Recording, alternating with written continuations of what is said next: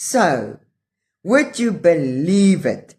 Aunt Madeline had 2 children, a twin, nee, just like in the Bible, Esau and Jacob.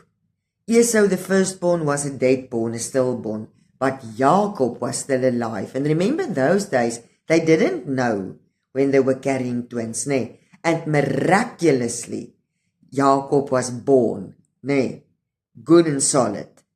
Alright, and that's why she called him Jacob. Because Esau and Jacob, the twins in the Bible, nee? Alright. Maar Jacob het die engel, het Antie nie vir Jacob na die engel genoem nie? Watter engel? Die engel van Engelsplaas. Daai engel het nie 'n naam nie. Hy het 'n naam, sê Tina. Sy naam is Jacob. Almiskie. Aunt Madeline trek haar skouers op. Maar my Jacob is na die tweelings in die Bybel genoem, nie na die engel nie. Tina kyk Aunt Madeline agterna, toe sy doelgerig begin stap in die rigting. Sy wonder of haar ma of Aunt Sanna vir haar gaan slaapplek gee. Meneer Coetzee hou nie daarvan as Aunt Madeline op die plaas kom nie. Hy sê, sy is parmantig as sy gedrink is, en sy kom altyd by die groothuis raas, nee, in haar blou kaart, wat nie genoeg betaal het na sy die werk gelos het nie. Pa Ad sê dis oké, maar goed, want as dit meer betaal het, het sy regtig haar dood kan gesuip, en nie in die hospitaal nie. So, Papa Ad sê is ook maar oké, dat Aunt Madeline se Sassa, nee, net bietjie is. Anders het sy daai haar dood gedrink. Dan was sy nie meer daar nie, dan was sy dood gedrink. Nou, alright. It's cool, hè? Alright. Sy, dis nou Tina, draf verder. Jacob draf nie meer saam nie. Maar M&M se song het die perfekte ritme vir draf. So Tina's listening the rapper M&M song now. Brain damage ever since the day I was born. Drugs is what they use to say I was on. Sy hoef nie haar kamer aan Aunt Madeline af te staan nie, vind sy, toe sy by die huis kom. Aunt Madeline slaap by Aunt Sanna vanaand.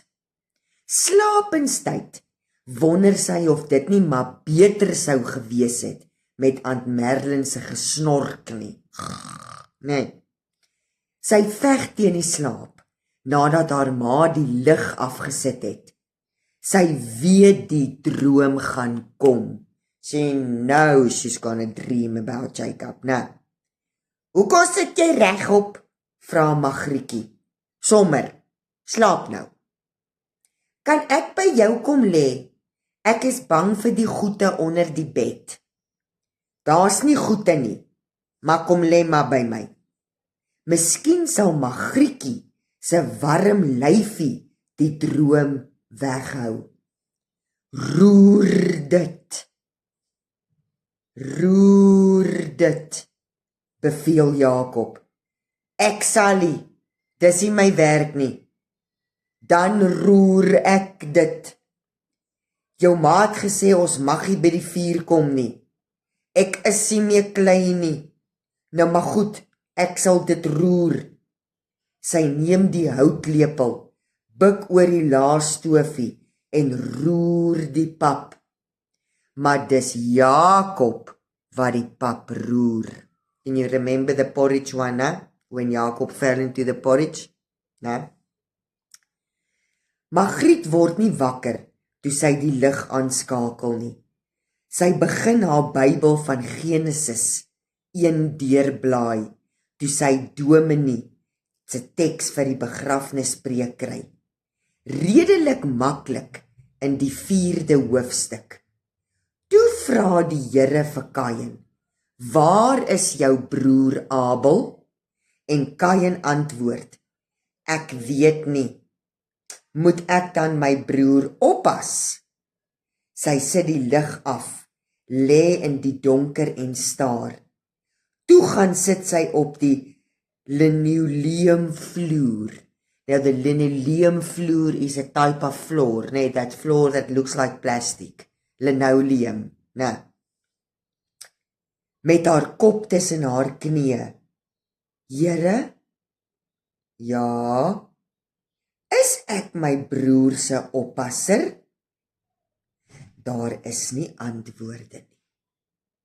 So the first question Tina asked, Here, why am I brown? Then the thing about Jacob and the twins, Now she thinks, Here, is ek my broer se oppasser? Am I my brother's caretaker? Can Jacob be my brother? Am I his caretaker? No answer.